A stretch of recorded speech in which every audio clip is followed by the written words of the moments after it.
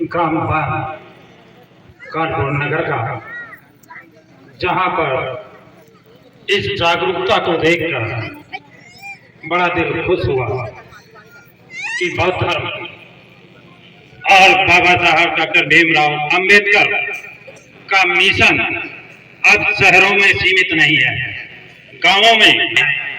और वो दिन अब दूर नहीं है जब पूरे भारत में नहीं, विश्व में बौद्ध धर्म का डंका बजेगा और बाबा साहब डॉक्टर अंबेडकर की मूर्तियां हमारे देश में तो तोड़ी जा रही हैं, लेकिन विश्व के अन्य देशों में बाबा साहब की मूर्तियां स्थापित की जा रही हैं, उनको सम्मान दिया जा रहा है। आप सबको ये जानकर बड़ा आश्चर्य होगा कि बाबा साहब को अमेरिका के कोलंबिया विश्वविद्यालय ने ज्ञान का प्रतीक, सिंबल ऑफ नॉलेज की उपाधि से सम्मानित किया। इस सम्मान को अब तक विश्व में कोई दूसरा व्यक्ति नहीं प्राप्त कर सका है।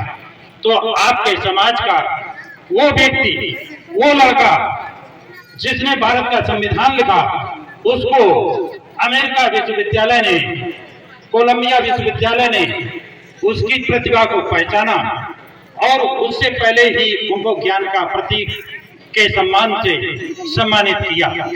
लेकिन भारत की सरकार ने उनको भारत रत्न देने में बहुत बहुत बहुत विलंब किया। अब साथियों, बहुत थोड़ा समय है और थोड़े समय में कुछ ज्यादा बात बताना चाहता हूँ। बौद्ध धर्म आज प्रचलित क्यों है, जबकि इसका पतन कर दिया गया था। बाबा साहब ने कहा था बौद्ध धर्म का पतन किया गया है, लेकिन इसकी जड़ें अभी जिंदा है और उन जड़ों में पानी डाल डालकर मैं फिर से इसे हरा भरा कर दूंगा। और आज वो सपना पूरा होता दिखाई दे रहा है। दूसरी बात, आप लोगों ने बचपन से कहानी सुनी होगी राजा हरिश्चंद्र। अब सोचेंगे यहाँ बुद्ध कथा हो रही, राजा हरिश्चंद्र कहाँ से आ गए? बुद्ध से राजा हरिश्चंद्र का संपर्क है, संबंध है। कैसे है? हरिश्चंद्र के पिता थे जयचंद, जिसे गद्दार राजा कहते हैं, कन्नौज का। आप सबको नहीं मालूम है कि जयचंद कन्नौज का राजा नहीं था। जयचंद राजा काशी का राजा था और उसकी उप राजधानी कन्नौज थी, मेन राजधानी काशी थी। जयचंद का पिता विजयचंद राजा था काशी का, और विजयचंद का पिता गोविंदचंद राजा था काशी का।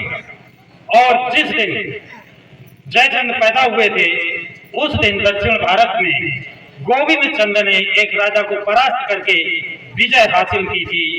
उसी विजय के उपलक्ष्य में जयचंद का नाम रखा था। उस विजय के उपलक्ष्य में उस बालक का नाम जयचंद रखा गया था। और राजा जयचंद और पृथ्वीराज की एक संयुक्त प्रॉपर्टी थी, जिसको पृथ्वीराज ने बेईमानी से हड़प लिया था। उसका इनका द्वंद्व था। कोई उनकी बेटी या बहन नहीं थी, जिसको कहते हैं कि संयोगिता को पृथ्वीराज ले गया था। ये कपोल कल्पित कहानी है, क्योंकि राजा जयचंद बौद्ध राजा था। अब जयचंद का लड़का कौन था? जयचंद का लड़का था राजा हरिश्चंद्र। और राजा हरिश्चंद्र, जयचंद की मौत कब हुई है? 1198 में। जयचंद हाथी की सवारी करता था और वो हाथी सफेद रंग का होता था। ऐरावत का रंग क्या बताया जाता है? सफेद। तो ये हमारे राजा थे, उनको उनकी पहचान छिपा करके इन लोगों ने, हमारी विरोधी विचारधारा के लोगों ने अपना बनाया। हमको ये जानना जरूरी है, 24 तक काशी का राजा रहा है। कब तक? 1224 तक। इसलिए काशी में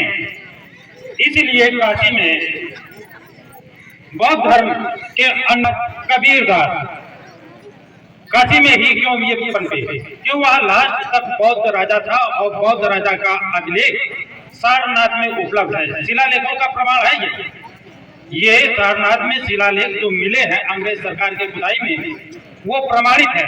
और इसकी किताब सम्यक प्रकाशन से प्रकाशित है जिसमें ये चीजें मिलेगी। तो हमको ये मालूम होना चाहिए कि हमारे पूर्वज कितने महान थे। संत रविदास को लोग कहते हैं कि जूता बना, किसी ने नहीं कहा। संत रविदास इतने बड़े विद्वान थे कि इन्होंने उस समय एक भाषा का आविष्कार किया था। देखिए ये किताब आ गई। महाराजा जयचंद्र गद्दार नहीं, परम देशभक्त बौद्ध राजा थे। इसमें जो मैं अभी आपको बताया वो पूरी वंशावली राजा जयचंद्र की मिलेगी। अच्छा, अब सवाल है ये मैं बता रहा था, संत रविदास इन्होंने अपढ़, कबीरदास को कहते हैं कि वो पढ़े लिखे नहीं थे, उनके विषय में तो नहीं, लेकिन संत रविदास का ये प्रमाण मिलता है कि इन्होंने एक भाषा का आविष्कार किया था। जो पढ़ा लिखा नहीं है वो भाषा का आविष्कार कैसे करेगा। और इनके लिखे हुए छंद, ये सरदार जी का जो गुरु ग्रंथ साहब है उसमें करीब 40 से ज्यादा श्लोक गुरु रविदास जी के हैं। और इसका उस भाषा का नाम गुरु ग्रंथी भाषा था। उसके लिए जालंधर हाईकोर्ट में केस चला था कि ये भाषा किसने आविष्कार किया। उसमें संत रविदास के अनुयायी लोग जीते थे और वो जजमेंट में लिखा गया है इस भाषा के आविष्कारक संत शिरोमणि रविदास थे। तो ये आपके विद्वान आदमी को अपढ़ और जूता बनाने वाला बता दिया गया। इतना बड़ा विद्वान आदमी, उसकी विद्वत्ता को जूता बनाने कह करके घृणित काम जिन लोगों ने किया है, उससे आपको जागरूक होना है कि हमारे आदमी, हमारे संत जूता नहीं भाषा बनाते थे, भाषा बनाई है और लोगों को शिक्षित करने का काम किया है। भी मेरा ख्याल पर्ची आने वाली है, उससे पहले मैं अपनी बात से समाप्त करूं। बातें बहुत है। एक चीज और मैं अनुरोध करूंगा कि यहाँ पर मैं इस गांव में देख रहा हूँ कि महिलाएं बहुत जागरूक हैं और मैं उनको तहे दिल से शुक्रिया अदा करता हूँ। लेकिन उसके अपेक्षा जब मैं मनुष्यों की श्रेणी की तरफ निगाह डालता हूँ तो बहुत कम लोग नजर आ रहे हैं। उनकी अपेक्षा आधे भी नहीं है, 50% भी नहीं है। या तो यहाँ का मानव बहुत जागरूक हो गया है अथवा यहाँ का मानव बहुत पीछे है।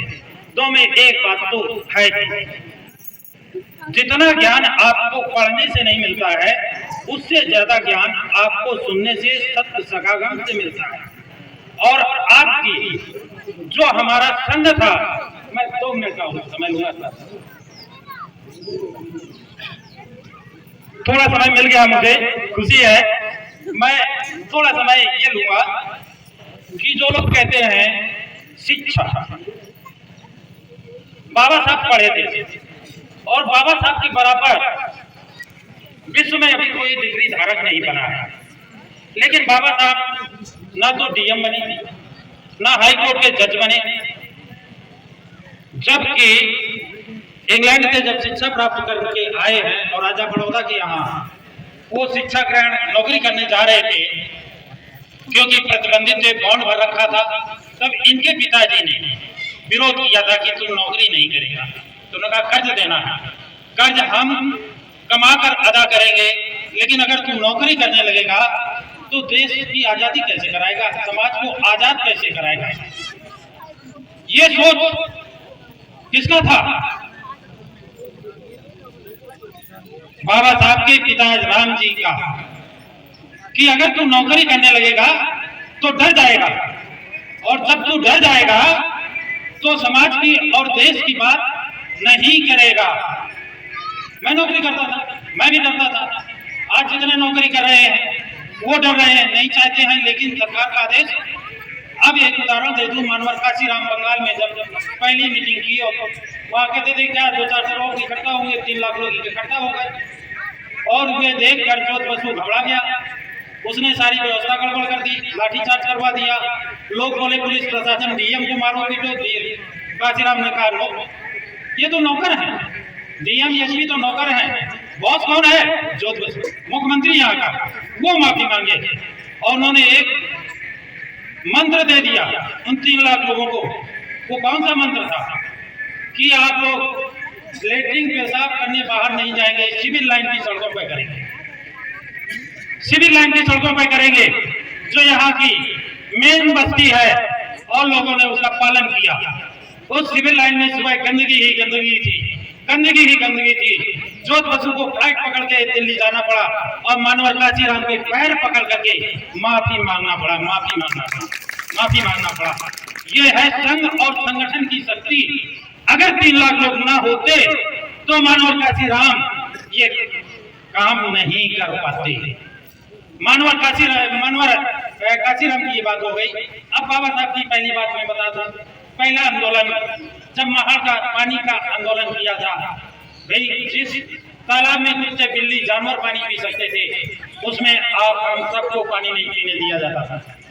इसका सरकार ने आदेश कर दिया था 1925 में, लेकिन 1927 तक उस आदेश का पालन नहीं करने दिया गया। 1927 में बाबा साहब के नेतृत्व में 5000 लोग इकट्ठा हुए और महाड़ तालाब में जाकर पानी पिया। शाम को क्या हुआ कि लोगों जो बच गए थे उन पर लाठीचार्ज लोगों ने किया, घरों में जाकर मवेशियों को छोड़ा गया। लेकिन बाबा साहब ने हार नहीं मानी। ये पहला आंदोलन उनका था और उसमें मुकदमा कायम करवाया और सजा कराई।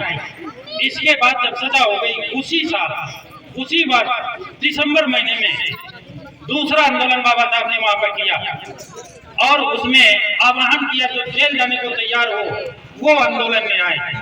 उसमें 50,000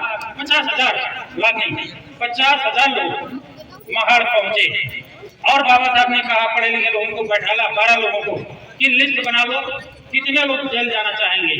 तो 1 घंटे में 3850 के करीब नाम नोट हुए।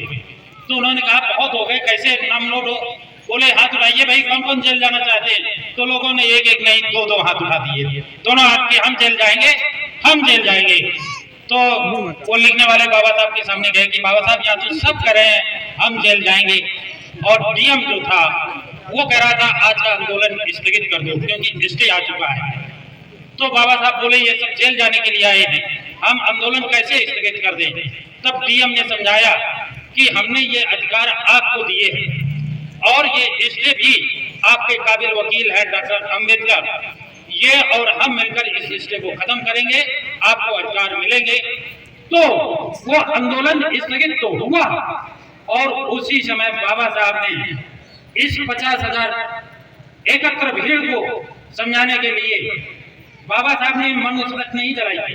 ये भी आप लोगों को बता दूं, जो लोग कहते हैं बाबा साहब ने मनुस्मृति जलाई थी, बाबा साहब के साथ 4-5 ब्राह्मण जो उनके साथ थे उनसे बाबा साहब ने मनुस्मृति अपने सामने जलवाई थी। और वो कुंड 2 दिन से उस कुंड को मनुस्मृति जलाने के लिए 6 मिस्त्री लगे थे, 6 मिस्त्री। और 2 दिन में वो कुंड तैयार हुआ था जिसमें मनुस्मृति जलानी थी। तो बाबा साहब ने नहीं जलाया था, उस मनुस्मृति को ब्राह्मणों ने जलाई थी, जिसमें एक बाल गंगाधर तिलक का भाई सगा भाई भी था। ये चीज आपको बाबा साहब की राइटिंग एंड स्पीचेस में पढ़ने को मिलेगा। बाबा साहब की पुस्तक राइटिंग एंड स्पीचेस खंड 38-39 में मिलेगा। तो साथियों आपको अगर पढ़ेंगे, जैसा हमारे अभी सीमा संगवार जी ने बताया, पढ़ेंगे तो जानेंगे। बाबा साहब ने 3 मंत्र दिए थे, 3 मंत्र ही बुद्ध ने दिए थे और 3 मंत्र मनोहर काशीराम ने आपको दिए। बाबा साहब ने क्या कहा? मनोहर ये गौतम बुद्ध ने बुद्धम शरणम गच्छामि, तो लोग जाते हैं बुद्ध के पैरों पर से, ये नहीं कहा गया। ये बौद्धाचार्य लोग बैठे हैं बताएंगे कि आप ज्ञान की शरण में जाइए, बुद्धि प्राप्त करिए, ज्ञान प्राप्त करिए, ज्ञान की शरण में जाइए। मूर्ति में माथा टेकने से आपको बुद्धि नहीं मिलेगी। आप स्कूल जाइए, शिक्षा करिए और अपने बच्चे को बड़ी से बड़ी शिक्षा। बाबू क्या बनाएंगे? डीएम क्या बनाएंगे? डीएम क्या होता है भाई? सीएम के सामने डीएम क्या है और पीएम के सामने सीएम क्या है, ये आप देख रहे हैं। और हमारे बच्चे पत्रकारिता क्षेत्र में नहीं है। पत्रकारों की कमाई आप सोच नहीं सकते हैं कितनी कमाई है। जिस समय उनका ग्राफ बढ़ता है, जिस अधिकारी और जिस नेता की कमी पकड़ पहुंच जाते हैं, माइक सामने लगाते हैं। बताइए साहब, इसमें आप क्या कहना चाहते हैं? उन अधिकारियों की बोलती बंद हो जाती है। बेटियां हमारी बहुत अच्छी पत्रकारिता इसमें कर रही हैं। हमारी बेटियों को भी आगे बढ़कर आना चाहिए। पत्रकारिता क्षेत्र में बाबू बनने से कुछ नहीं है।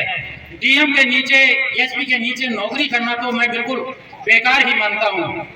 इससे तो अच्छा है साल भर में कोर्स कर लीजिए पत्रकारिता का, नहीं करते हैं तो यूट्यूब पर सीख लीजिए और पत्रकारिता क्षेत्र में उतर जाइए। और इतनी कमियां ही कमियां सरकारें कर रही हैं कि जिसके सामने माइक लगा के दोगे 10 महीने का वेतन, साल भर का वेतन एक दिन में दे।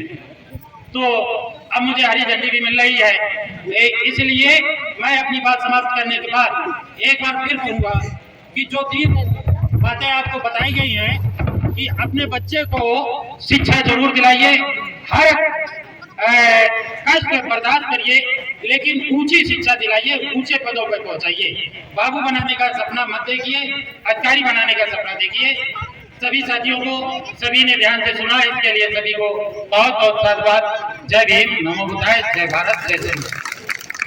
बहुत बहुत धन्यवाद।